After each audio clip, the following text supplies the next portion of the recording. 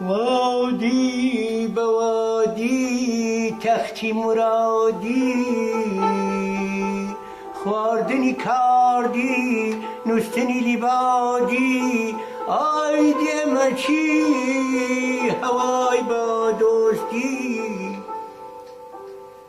منای گرمنی فقی چستانی اوبالی اوبالی بملی او ما مستایی همم نزانی هبو نبو هبو نبو هبو نبو کس لخوا گورتر نبو لپیغمبر آزیستر نبو لم حقایتی بهروز و بهرام پر حکمت ترو سر سره نر تر نبو نبو گرینا درینا یاران یاران عزیزان شدلاران شورسواران هبو نبو حقایتی بهروز و بهرامک هبو هبو هبو یاران گیشتینه که دوین شو بابزانین گیشتینه که گەشتینە ئەوەی من بووم بە پاشاو سێ جار بازەکە بەسەر سەری منەوە نیشتەوە. ئێمەش بەدڵ وەک خەڵکی ئەو وڵاتە پیرۆزباییمان لێ کردی. خزمینە خوا ئارەزووی لەسەر بووە. پیرۆز بێ و خەڵکی وڵات لە سایە حکومڕانی تا بحەسێنەوە. خوا بکە و بوغرا نەبێ و لە خۆی نەگۆڕ. بوغرابوون نغڕۆبوونی لە دوایە. یا زۆر نییە براکەی جارانتانم هەر عەوڵاکەم. خوا بە خێری بجێڕێ. ئامین یا رب العالمین. کوڕینە بەهرۆز بوو بە پاشا و پیرۆزی بێ ئەخوا لەسەر تەخت دانیشت و تاجی شاهانەی لەسەر نا خەڵکی وڵات پیاما قوڕان و کەسایەتی مەملەکەت دەستە دەستە ئەچوونە دەربار و دیوان و پیرۆزباییان لێ کرد. بەهرۆز هات بەهرامی براشی کرد بە وەزیری دەستە ڕاستی خۆی. ڕۆژان هات و ڕۆژان ڕابرد. ڕۆژێک سەیری ئاوێنەیە کرد مویەکی سپی لە ڕیشابینی بیری کردەوە وتی پێویستە وەجاقێکی هەبێ لە دوای خۆی وادەی ئەوە هاتووە ئیدی ژن بێنێ ژنی هێنا بەڵام ساڵان ڕابرد و خوا مناڵی پێ ئاتا نەکردن. ڕۆژێ لە ڕۆژان دەروێشێکی نورانی کەشکۆڵ لە مل تەسبێحی گەورە بەدەستیەوە بە زیکرەوە هات وتی ئەمەوێ شاژن ببینم. بە یاهو یاهو چووە ژوورەوە و وتی ئیستەرەم ئیستەرەم ئیستەرەم ئەبێ شاژن ببینم. ئەمەوێ شاژن ببینم تا نەبینم ناگەڕێمە دواوە.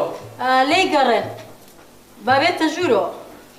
حەی شاژن یاهو حەی حەی حەی یاهو یاهو شاژن. بڵێ بڵێ یاهو بزانم مەرامەت چییە. حەی حەی شاژن تۆ مەرامی خۆ بڵێ من هاتووم مەرامی تۆ جێبەجێکەم. حەی حەی بەرامی من حەی پاشامان سەرەڕای ئەو هەموو دەسەڵات و سامانە بەڵام بێ مناڵە. حەق حەق حەق حەق حەق یاهو یاهو یاهو یاهو شاشن ئەم سێوە بگرە.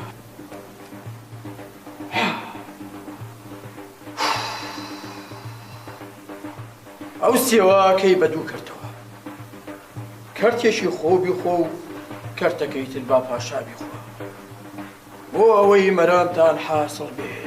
هەی هەی یاهوو!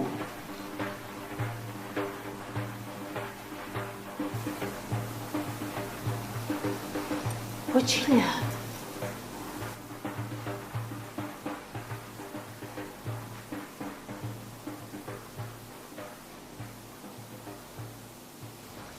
ئێوارە داهاتوو پاشا لە دیوانی شاهانە گەڕایەوە بۆ کۆشک. لەوێ شاژن حاڵ و مەسەلەی دەروێشەکەی ورد بۆ جێڕایەوە. پاشا سێوەکەی یایە کەرتێکی بخوا. پاشا کەرتە سێوی خوارد و شەو خەوتن بەیانی هەڵساو چووەوە بۆ دیوانی شاهانە. چەند ڕۆژێکی پێچوو ئاوا بڕین 2 هەفتەیەک شاژن هەستی کرد کەوا زیری هەیە و دیارە خوا مناڵیان پێ عەتاکە. بەڵام قسەی نەکرد لای مێردەی. بەرەبەرە بوو بە 40 ڕۆژ شتی دیار بوو ئاشکرای کرد و بە شای گوت و وتی شتێکی ئاوا هەیە. هەموو خەڵکەکە کردیان بە جەژن و خۆشی و چونکە پاشاکە خزمەتکاری ڕاستەقینەی گەلەکەی بوو، بۆیە هەموو پێ خۆشحاڵ بوون و هەموو هاو خۆشی و هاو شادی و هاو جەژنی بوون. ڕۆژان هاتوو ڕۆژان ڕابرد و 9 مانگ و 9 ڕۆژ و 9 سەعات ڕابرد. کوڕێکیان بوو ناویان نا شاروخ. کوڕێکیان بوو ناویان نا شاروخ. کوڕە گەورە بوو گەیشتە تەمەنی 5 ساڵان. 5 ساڵان لەو دەمەدا بارانی براشی چیژێکی بوو ناویان نا گوڵڕوخ. یعنی ڕۆمەت گوڵ. ڕۆمەت گوڵ. ناوبڕیان کرد لەسەر ئامۆزاکەی واتە لەسەر شاروخ. ساڵان ڕابرد و شاروخ بەن ئازمونی ئەمەد گەورە کرا تا گەیشتە 12 ساڵان. بڕیان کرد بۆ شاروخی ئامۆزای. ئیتر بە نازمونی ئەمەد لە کۆشکا ژیان پێکەوە. ئیتر ئەو دەما کە تەمەنی شاروخ گەیشتە 12 باوکی ئەمری خۆی کرد. الفاتحة.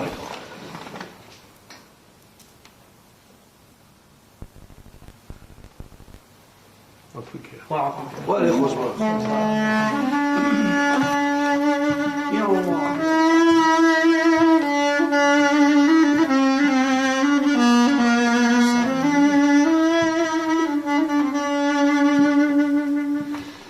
وەرە ساجان وەرە باوکەکەم وەرە باشی هەموو ئەمرین بۆ چێگری هەموو ئەمرین. پێغەمبەرەکە ئەمری خۆیان کرد. پیاوچاکانم ئەمری خۆیان کرد. پاشایان چۆ چوون بابا پیر ئێمە چۆ چوون بەسە کوڕی من ڕۆژام ناوێت.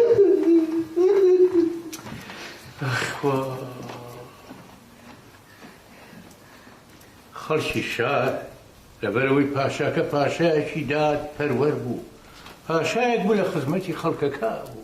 خوا هەڵناگری ئەو چەند ساڵەش بارامی برای لە خزمەتی خەڵکا بوو. شتی خراپەیان لێ نەبینی بوو. خەڵکی شار وایان بە چاکزانی.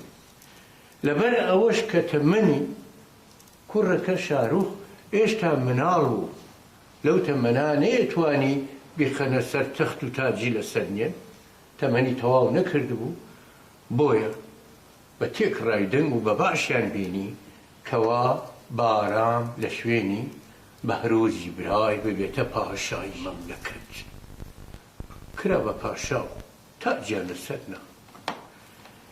ئیتر لەو کاتا شاروخیش لەگەڵ گوڵڕوخە لێ کۆشکە ئەژیان و پێکەوە بوون ڕۆژانە تەمەنیان بردەسەر و گەیشتنە ئەوەی لە هەرزە کاریە ئیتر بۆنی عەشقێنیان لێبێ کەوتە سەودای عەشق و گرفتاری گۆڕڕووخەوە ئادەی سەعوەلجان گوێزەبانە ببەخشنەوە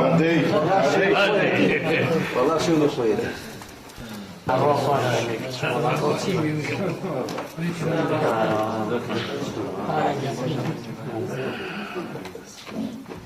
هەڵگرن بۆ مناڵەکانیش بەرنەوە ئەوە هەر شتێکی بوو فەرکە پیرۆزە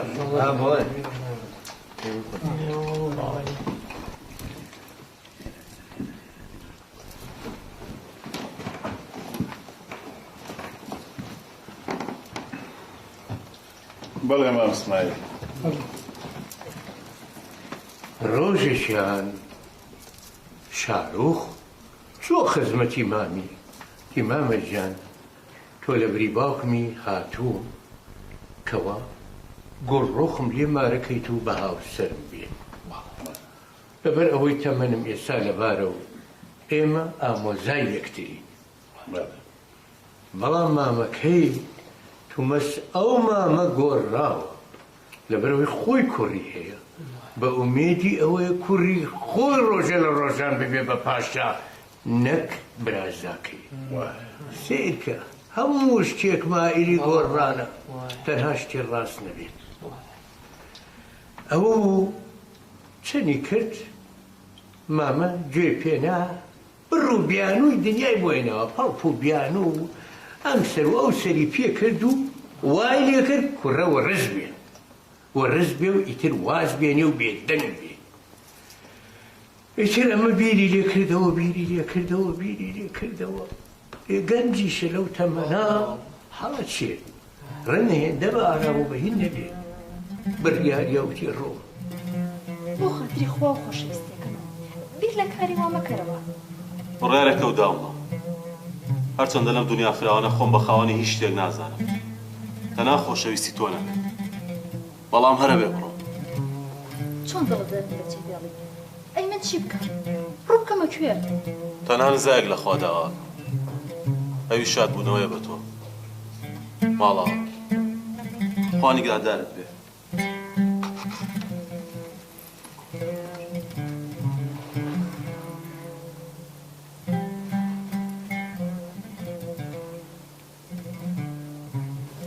شارۆخی دڵشکاوی دڵبرینداری بێزایی بێئومێد سەرگەردان و سەرڕۆ سەری خۆی هەڵگرت و ڕۆی بۆ چۆڵەوانی ڕۆی کاتێ سەری دەرکرد لە دەشتێکی کاشی بەکاشی لە ئەم سەری هەیە و لە ئەو سەری هەیە پاشان شتێکی بینی چووە پێشەوە تەماشای کرد کۆشتێک دیارە کۆشتێکی لێ دیار بوو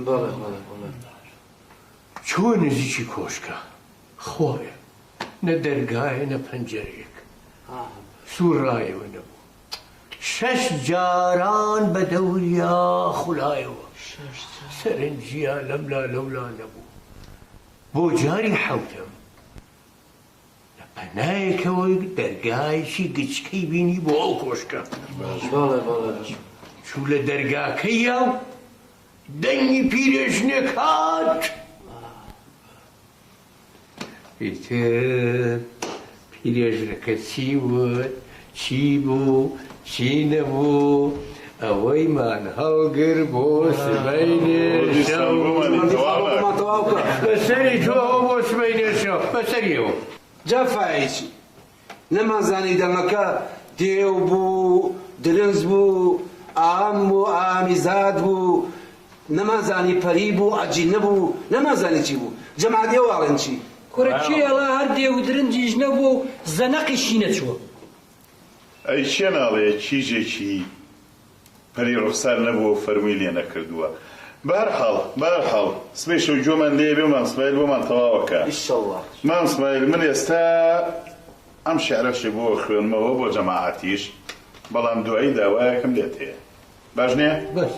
چاو خۆش بێت شارەکاڵێ یەکێ مژدەی دا بە نەوشیروان فڵان دوژمنت شکور مرد قوربان جوابی دایەوە پادشای زانا گوتی بیستوتە من نەمرم ئایا بە مەرجی دوژمن چۆن دڵشاد ببم چونکە مەعلومە کە منیش دەمرم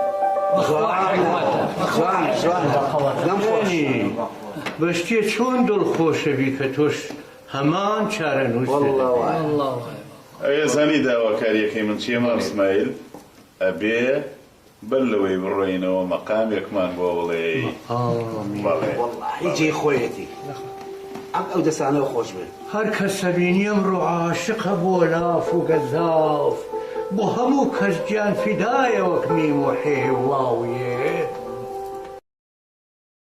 هەر کەسە بینی ئەمڕۆ عاشقە بۆ لاف و گەزاف هەر کەسە بینی ئەمڕۆ عاشقە بۆ لاف و گەزاف بۆ هەموو کەس یان فیدایە وەک میم و حێواویێ پاوەنەکانی